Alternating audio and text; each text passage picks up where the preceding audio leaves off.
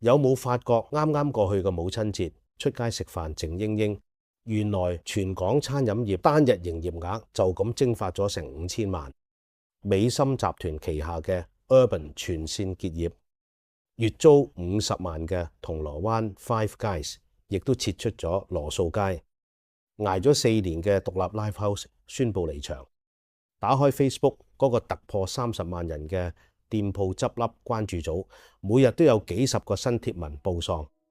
睇返數據，今年第一季香港餐飲總收益名義上微升1.1%，但事實係扣除通脹同加價之後，實質交易數量倒跌1.2%，單量同埋客流急速萎縮緊。為咗挽回啲客流，業界罕有咁讓步，佢哋取消限時交台，仲停售節日嘅天價套餐。其實當月租過百萬嘅中式酒樓喺母親節正日，連一輪晚市都坐唔滿。依家着住西裝嘅金融才俊喺中環核心區排隊買2餸飯，呢啲現象反映出嚟嘅現實已經唔係單一品牌水土不服，又或者營運不善咁簡單。大家要留意，高增值餐飲板塊全面流失緊，低消費模式已經接管成個市場。一場徹頭徹尾嘅結構性消費降級已經完成咗大洗牌。首先講下美心集團旗下西式輕食品牌 Urban Cafe Commune。根據商場資訊，位於旺角 Moco 新世紀廣場嘅 Urban 最後一間分店已經靜靜雞熄燈。去美心官網又或者商場網站睇相關資料已經下架。回顧翻 Urban 呢個品牌，其實大有來頭。早喺2012年，佢喺希慎廣場開第一間麵包店。當年單靠賣牛角包，首年就創下賣出過百萬個嘅神話。巔峰時期，分店開勻沙田、元朗、屯門同旺角。不過神話都有落幕嘅一日，依家已經正式全線執笠。美心集團回應傳媒嗰陣，用咗句好官方嘅說話。佢哋話 Moco 分店租約期滿，不作續租。呢句說話真係萬能 Q。過去11年租約都期滿過無數次，以前次次都續約，點解今次唔續？據了解，美心內部進行緊業務重組。大家都知美心整體係有錢賺，每年都為怡和洋行貢獻唔少利潤，連咁大靠山嘅品牌都要接埋，最大可能就係集團嘅資源重心已經轉移。中菜雖然難做，但美心仲有一班鐵膽支持者撐住。至於西餐板塊，佢哋明顯將重兵壓住喺特許經營嘅 Shake Shack 身上。雖然主打堂食嘅 Urban Cafe 結業，但係賣麵包嘅 Urban Bakery 仲會喺超市專櫃生存。同時間，內地平價咖啡連鎖店攻勢排山倒海。連同屬美心旗下嘅星巴克都焗住要加入鬥平鬥賤嘅惡性競爭，面臨嘅挑戰非常大。講開漢堡包 Shake Shack 嘅競爭對手一樣損手爛腳。睇返報道，美國過江龍名店 Five Guys 位於銅鑼灣羅素街嘅分店已經熄燈。呢間鋪當時極具話題性。羅素街曾經係全球租金最貴嘅地段。當年 Five Guys 以大約每個月50萬嘅天價租低呢個6700尺嘅樓上鋪。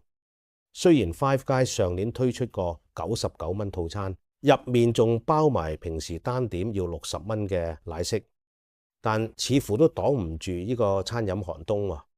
銅鑼灣已經算係全港消費力數一數二高嘅地區。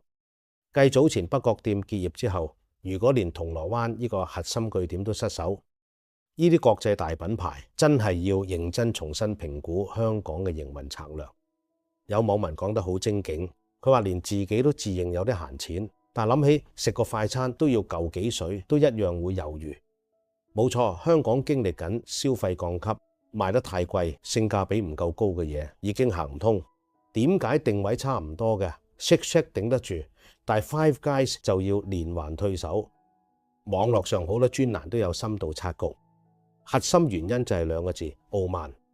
作為過江龍 ，Five Guys 一直俾人感覺拒絕本土化。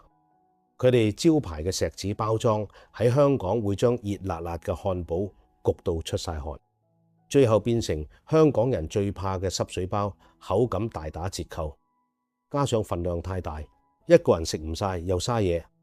相比之下，其他競爭對手會因應香港打工仔習慣，佢哋會調整份量，仲會推出下午茶平價套餐嚟迎合市場。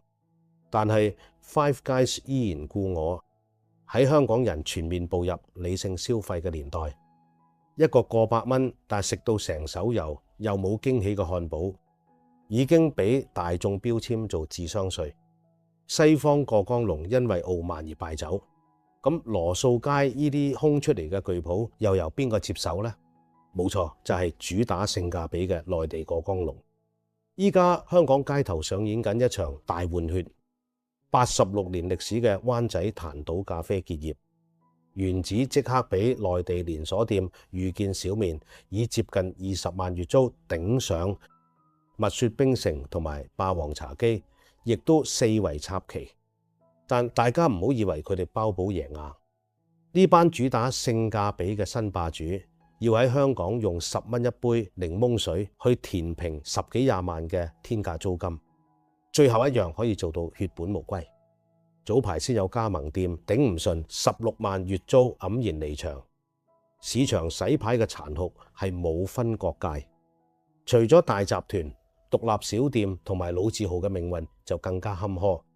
深受年輕人同文青歡迎嘅 Lost Stars Live House 宣布結業。呢間店喺大角咀捱咗4年，搞過千場音樂表演，小肥等歌手都有撐過場。點知搬去尖沙咀唔夠2年，依家又要落幕。如果話小店結業係時代嘅悲歌，咁老字號嘅冧檔直頭係連根拔起。單喺2025至2026年期間，33年歷史嘅海皇粥店同埋44年歷史嘅金裝燉奶佬全線結業。去到最近嘅5月份，連有59年歷史嘅超群餅店，即係全港第一間西式餅店嘅太子花墟手店都宣布執笠。呢啲承載住幾代香港人集體回憶嘅社區客廳，真係一間接一間咁消失。小店同老字號捱唔住，咁大集團又點呢？睇翻啱啱過去嘅母親節數據，呢個先係最反映大環境嘅寒暑表。頭先提過，單日營業額蒸發咗將近5000萬。香港餐飲聯業協會會長黃家和分析咗幾個死穴，睇翻其實好殘酷。首先係翻台神話正式破滅。以前嘅母親節晚市，酒樓閒閒地做3輪生意，依家莫講話翻台，連第一輪都坐唔滿。酒樓嘅光輝歲月已經成為歷史。其次係情緒價值嘅大洗牌，依家嘅消費者口味已經徹底顛覆。傳統酒樓以為送一碟壽桃包就可以留客，呢套玩法已經失效。年青一代寧願俾貴啲，帶屋企人去特色咖啡打卡，買嘅係體驗同埋儀式感。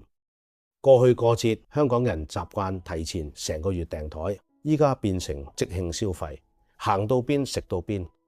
酒樓冇咗預先訂位嗰陣保底，食材入貨同人手編排全部大失預算。最後亦都係最致命嘅一擊，性價比主導嘅北上效應。當同樣嘅價錢返深圳可以換取更高階嘅服務同享受，大量香港人毫不猶豫帶埋阿媽北上慶祝。喺極致嘅性價比面前，香港餐飲業以往嘅營運模式根本冇還擊之力。面對咁殘酷嘅現實，業界終於肯順應民意自救。以前啲餐廳好惡，限時交台，仲要人齊先入得。依家第一步係取消限時交台，第二步係取消硬食嘅天價套餐，過節都可以散叫，總好過以前明搶。不過即使出盡自救措施，將成績單依然暗藏隱憂。早排社會上有種樂觀聲音，強調10間餐廳執笠，同時會有16間新開張。但我哋要睇真啲，新開嗰啲究竟係咩鋪頭？大家有目共睹，執笠嘅係過江龍大集團，係佔地幾千尺嘅中式酒樓。而新開張嗰啲好多只係幾百尺嘅外賣專門店，仲開到梗有一間喺左近嘅兩餸飯。依家中環核心商業區都已經變晒天，連着住西裝嘅金融才俊都要跟機排隊買兩餸飯。但係你以為兩餸飯就係呢場洗牌嘅終極贏家咩？其實唔係，殘酷嘅現實係連兩餸飯都開始頂唔順。曾經連美國駐港澳總領事都去幫襯，連周潤發都去打卡嘅兩餸飯龍頭添飯餸，喺1個月之內連環執咗4間分店。灣仔分店結業之前仲劈價搞30蚊三餸飯放題，結果都救唔返。點解依家連最底層嘅生存食物都要劈價搞放題嚟續命？大家就會知個市有幾兇險。